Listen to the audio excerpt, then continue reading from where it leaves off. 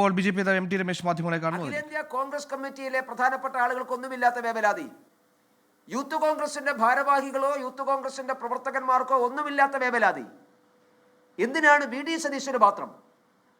അവരാരും രാഹുൽ മാങ്കൂട്ടത്തിനെ ചേർത്ത് പിടിക്കാൻ തയ്യാറായതായി നമ്മളാരും കാണുന്നില്ല.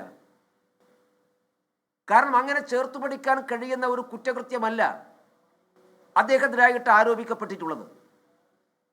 അപ്പൊ ആർക്കും അദ്ദേഹത്തെ സംരക്ഷിക്കാൻ കഴിയില്ല.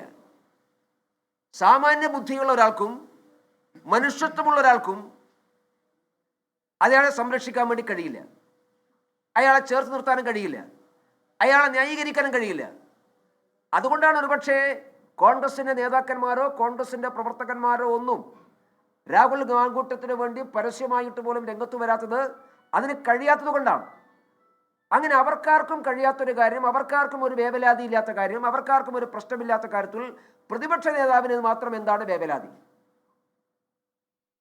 ഇതിന് അദ്ദേഹം ഉത്തരം പറയണം. ഈ രാഹുൽ മാങ്കൂട്ടത്തിൽ പ്രതിപക്ഷ നേതാവിനെ ബ്ലാക്ക് മെയിൽ ചെയ്യുന്നുണ്ടോ? ഉണ്ടെങ്കിൽ അത് വി ഡി സതീശൻ തുറന്നു പറയണം. അങ്ങനെ ബ്ലാക്ക് മെയിൽ ചെയ്യാനുള്ള എന്തെങ്കിലും കാര്യം അദ്ദേഹത്തിന്റെ കയ്യിലുണ്ടോ? എനിക്കറിയില്ല. പക്ഷെ അദ്ദേഹത്തിന്റെ മാനറിസങ്ങൾ കാണുമ്പോൾ, അദ്ദേഹത്തിന്റെ വേവലാതി കാണുമ്പോൾ നമുക്ക് സംശയം തോന്നുകയാണ്. ഇല്ലെങ്കിൽ ഇങ്ങനെ സംരക്ഷിക്കേണ്ട ആവശ്യമില്ലല്ലോ, ഇങ്ങനെ സഹായിക്കേണ്ട ആവശ്യമില്ലല്ലോ. കോൺഗ്രസ് പാർട്ടി പുറത്താക്കിയെന്നാണ് പറയുന്നത്. ബി ജെ പി സംസ്ഥാന general secretary M T Ramesh മാധ്യമങ്ങളെ കാണുകയായിരുന്നു. രാഹുൽ മാങ്കൂട്ടത്തിൽ വിഷയവുമായി ബന്ധപ്പെട്ട് പ്രതിപക്ഷ നേതാവിനെതിരെ വിമർശനങ്ങൾ ഉന്നയിക്കുകയായിരുന്നു.